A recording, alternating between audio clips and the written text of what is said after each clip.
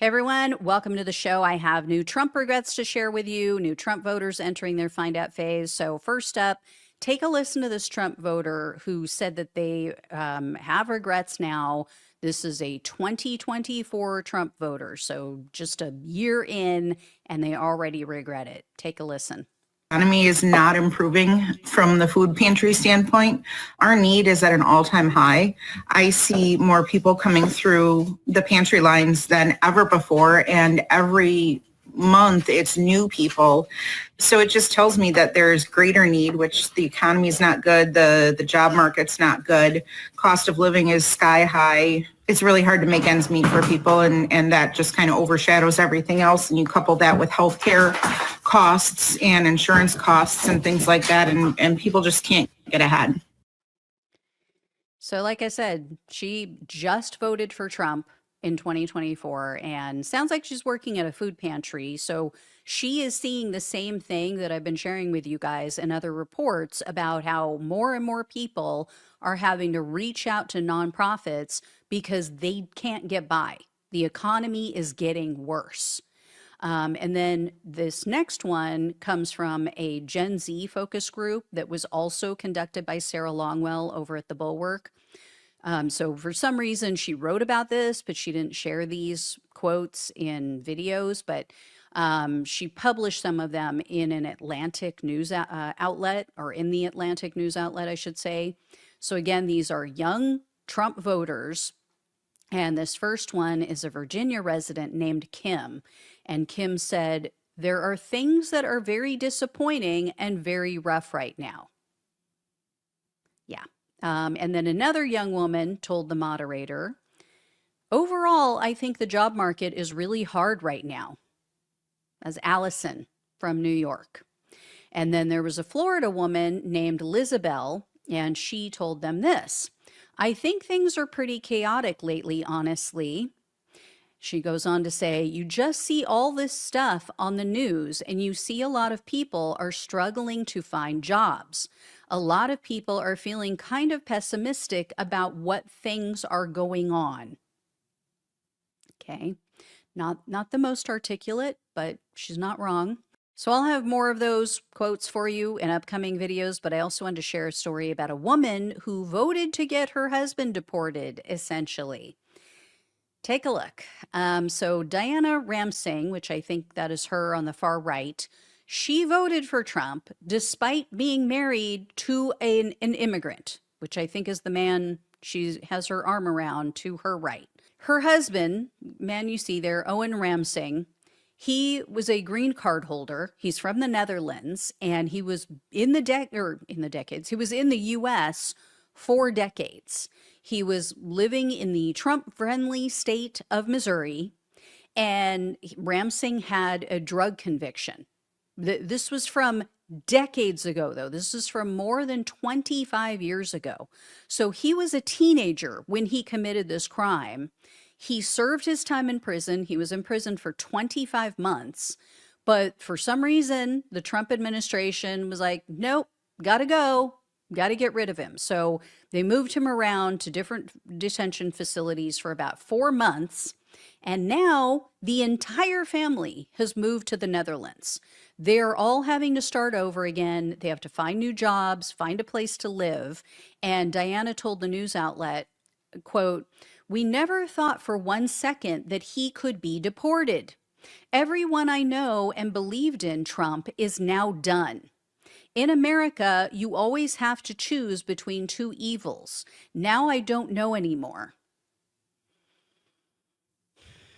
I mean, no, we don't have to choose between two evils if we nominate good people, right? Anyway, I don't know. I feel bad for the kids, but she and her husband should have remembered. They're old enough to remember what Donald Trump's first term was like. So, she voted to get the bad people out, not realizing that Donald Trump thinks that her husband is one of the bad people. That's called irony. So next up, I have a similar story. This time, though, it is a Cuban immigrant, a female, and she has been held for 8 months. And her fiance, who I guess they've been together for like 20 years, he voted for Trump. So take a listen to this. Her home. Please, she does not deserve this. She's the sweetest person and she prayed for you. It's been 8 months. I didn't know a man could cry this much. I did not think that this would happen. I hate to see her going through this. She's my best friend. His life partner of nearly 20 years, Yamile Alcantu, originally from Cuba. ICE detained her back in June. 8 months that she's been taken. I call it kidnapped because it basically is. He says it happened during what they thought was just another immigration check-in. They grabbed her, put her in shackles and chains. She'd been checking in annually, as so many do, hoping to fix her status. She lost her legal residency and got a deportation order back in 2008 after a traffic stop. They go through her purse and then they dump the purse out and 3 Xanax pills fall out. But in those years, he says, they didn't think much of it. Cuban's not going to get deported, so don't worry about it. Today, DHS has her listed among the worst of the worst, a criminal arrested for dangerous drugs in possession. Wayne feels it's a slap in the face. I didn't vote for this, but I definitely voted Republican.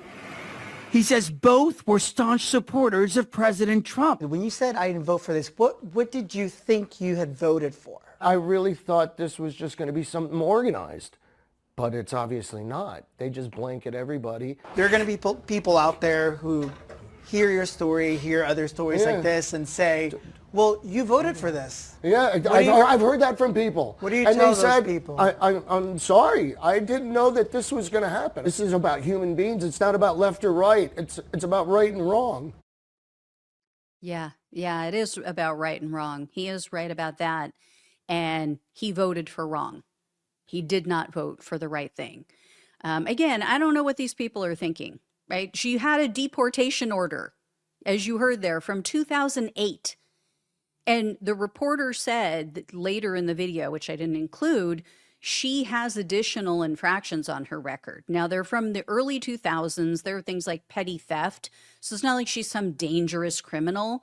But she was a prime candidate for deportation. And he voted for Trump. The guy who's saying, I'm going to mass deport everyone.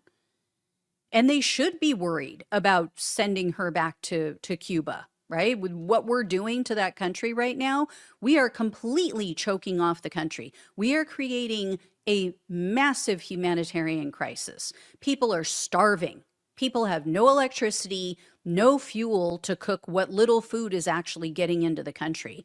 I mean, we are destroying this country because of Marco Rubio, because he hates it. So I don't know. Guys. I vacillate in these stories between feeling sorry for people like this and then just wanting to slap them. Just being honest. Anyway, this next person posted on Facebook and they said this: Supreme Court strikes down Trump's tariffs. Forget about the $2,000 rebate check or tariff rebate check for 2000. The only thing I got so far for voting for him 3 times is lies. Due to this, I don't want to see anybody that he campaigns for or backs get reelected or win an election. I voted for the swamp to be drained. It wasn't. I voted for lower fuel cost and I'm saving $9 a week. That ain't cutting it. I voted for lower grocery prices and they aren't lower. And I voted for the satanic pedophiles to be arrested and none of them have been. If you're still backing him, what are you backing? Your stock portfolio? I mean, expects Trump to arrest satanic pedophiles. So you expect him to arrest himself? Anyway, all right, so that's it for this round, guys. I will have more for you. Please like this video. It tells YouTube to share it with more people. Please subscribe to the channel if you have not. Donate if you possibly can. Share this video with everybody you know so that they see it. You can even share it by text If you're, looking at this on your phone or on a tablet, you can share it that way. So really appreciate it. Love you all. Take care. Talk with you soon.